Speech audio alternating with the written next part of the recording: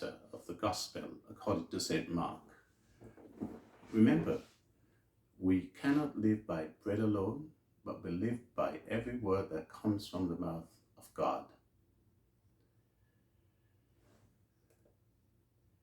They went across the lake to the region of the Gerasenes. When Jesus got out of the boat, a man with an impure spirit came from the tombs to meet him. This man lived in the tombs, and no one could bind him anymore, not even with a chain. For he had often been chained hand and foot, but he tore the chains apart and broke the irons on his feet. No one was strong enough to subdue him. Night and day among the tombs and in the hills, he would cry out and cut himself with stones. When he saw Jesus from a distance, he ran and fell on his knees in front of him. He shouted at the top of his voice, "What do you want with me, Jesus, Son of the Most High God? In God's name, don't torture me." For Jesus had said to him, "Come out of this man, you impure spirit." Then Jesus asked him, "What is your name?" "My name is Legion," he replied, "for we are many." And he begged Jesus again and again not to send them out of the area. A large herd of pigs was feeding on the nearby hillside. The demons begged Jesus, "Send us among the pigs. Allow us to go into them." So he gave them permission, and the impure spirits came out and went into the pigs. The herd, about 2,000 in number, rushed down the steep bank into the lake and were drowned. Those tending the pigs ran off and reported this in the town and the countryside, and the people went out to see what had happened. When they came to Jesus, they saw the man who had been possessed by the legion of demons sitting there, dressed and in his right mind, and they were afraid. Those who had seen it told the people what had happened to the demon-possessed man, and told about the pigs as well. Then the people began to plead with Jesus to leave their region. And as Jesus was getting into the boat, the man who had been demon-possessed begged to go with him. But Jesus did not let him, but said, "Go home to your own people and tell them how much the Lord had done for you and how he had mercy on you." So the man went away and began to tell in Decapolis how much Jesus had done for him, and all the people were amazed.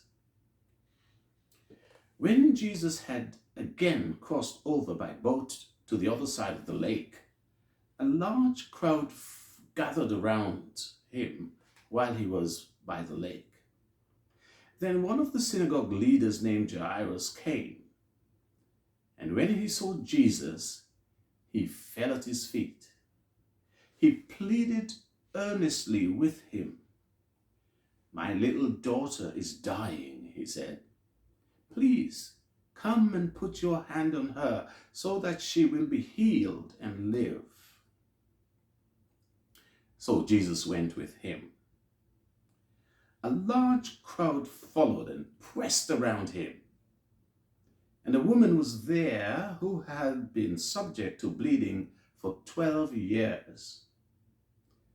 She had suffered a great deal under the care of many doctors and had spent all she had, yet instead of getting better, she grew worse.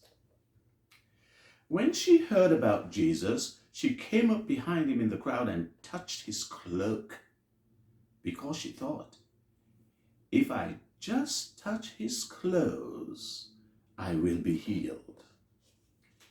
Immediately as she did that, her bleeding stopped and she felt in her body that she was freed from her suffering. At once, Jesus realized that power had gone out from him. He turned around in the crowd and asked, "Who touched my clothes?" "You see the people crowding against you," his disciples answered, "and yet you can ask, 'Who touched me?'" But Jesus kept looking around to see who had done it. Then the woman, knowing what had happened to her, came and fell at his feet and, trembling with fear, told him the whole truth. To which he said to her, "Daughter, your faith has healed you. Go in peace and be freed from your suffering." While Jesus was still speaking, some people came from the house of Jairus, the synagogue leader.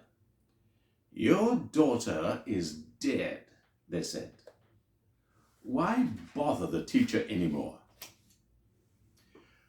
Overhearing what they said, Jesus told him, "Don't be afraid, just believe." He did not let anyone follow him except Peter, James, and John, the brother of James. When they came to the house of the synagogue leader, Jesus saw a commotion with people crying and wailing loudly. He went in and said to them, "Why all this commotion and wailing? The child is not dead, but asleep." But they laughed at him. After he put all out, he took the child's father and mother and the disciples who were with him and went in where the child was.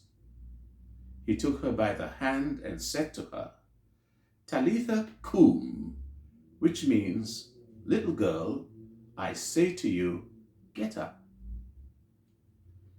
Immediately the girl stood up and began to walk around. She was 12 years old. At this, they were completely astonished. He gave strict orders not to let anyone know about this and told them to give her something to eat.